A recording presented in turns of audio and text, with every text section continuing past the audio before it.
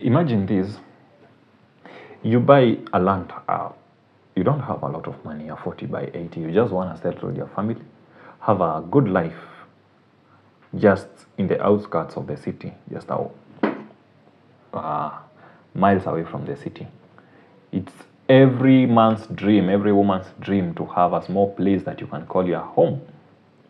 Well, over 10 years down the line, you get to learn that this land that you bought actually didn't belong to the person who sold to you, because waliuziwa na community, but the land did not belong to a community. It actually belonged to a company, and now this company is under receivership to another company, and the company is looking forward to getting this land because the land was used as a collateral. Well, that is the story of Mavoko residents who live near Desta. These Mavoko residents are in between a rock and a hard place. Why? Because they are in a tussle with KCB, where KCB is trying to recover 20 billion from the East African Portland Cement Company that has already been put under receivership kwa sababu wameshindwa kulipa madeni. Now, one of the things walikuwa wameekelea wakichukua hii loan was this piece of land. Now, this piece of land is set to be used to recover the bank's money. Remember, from a bank's perspective, they must get back their depositors' money, because who wants to go withdraw money alafu ambiwe ati pesa yako tulipea East African Portland Cement na wao kuna land walitoa mahali. So it's a delicate balance between the two. For one, the bank has to get their money back, but at the same time, here are people who settled with their families there, wamezaa watoto hapo. These children don't know any other place to call home. These people were not actually brought here for a temporary settlement. They actually developed that land. Now they cannot develop that land any further. The reason behind, kuna kesi kotini, and kabla ya hiyo kesi kusikizwa na kuamuliwa, there's nothing that can be done. The ruling of this case is to be done on June 26th, and we are waiting to see what will happen. Well, let's look at a case of someone like the Nation waliongelea, a guy called Alfred Ondara. Alfred Ondara bought land in 2015. Since 2015, he's been there with his family. He's built there. Now there are issues about demolitions. And even when these issues started to rise and there was something to do with the demolitions, they were to pay KCB 200,000 regularization fee. Wajue wale wako hapo ni akina nani na wenye wako ni akina nani.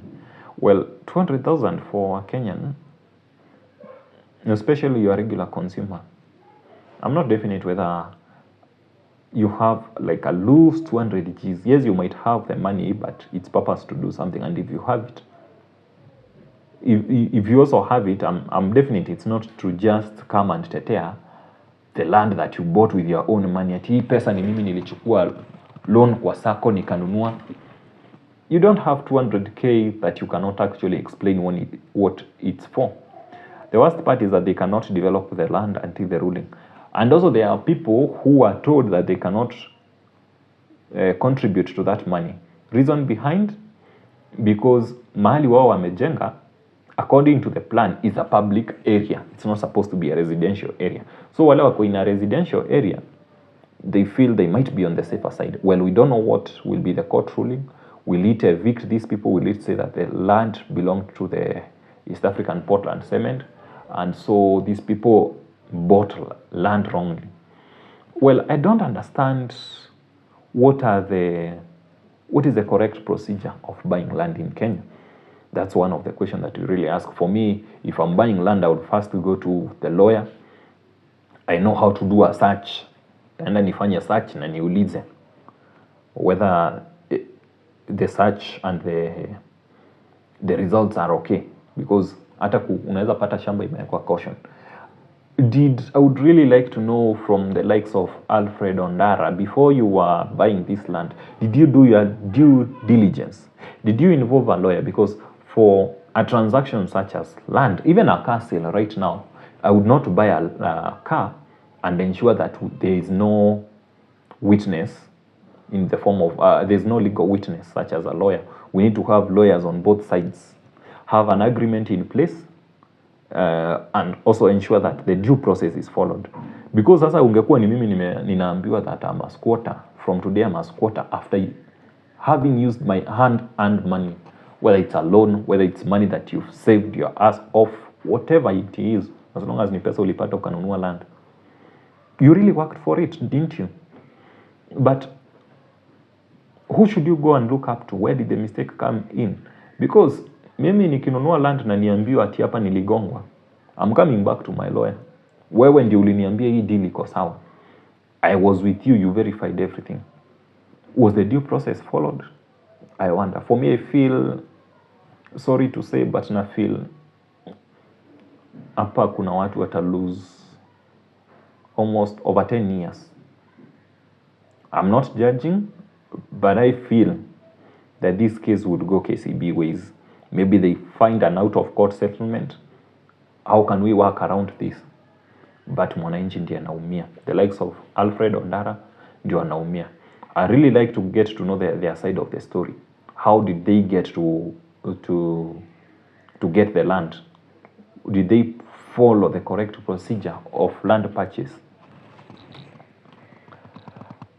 And even as we talk about land purchase, the battle between should you buy a car first or land will not cease, because the advocates of buying a car first before land now feel that they have an advantage.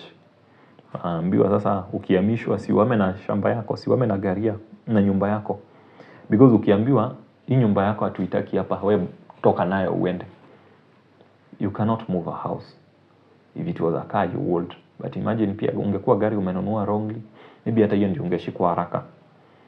But either way, for me, the debate of a car versus land, I will sleep in my car first. We'll think about land later. And even why buy land when you can buy space? If I can live on the 9th floor, nisinije kwa space, why do I need land? Anyway,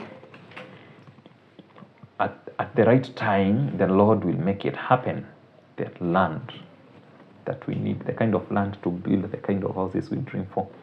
We hope your time itakuwa tunanunua land yenye tunagongwa.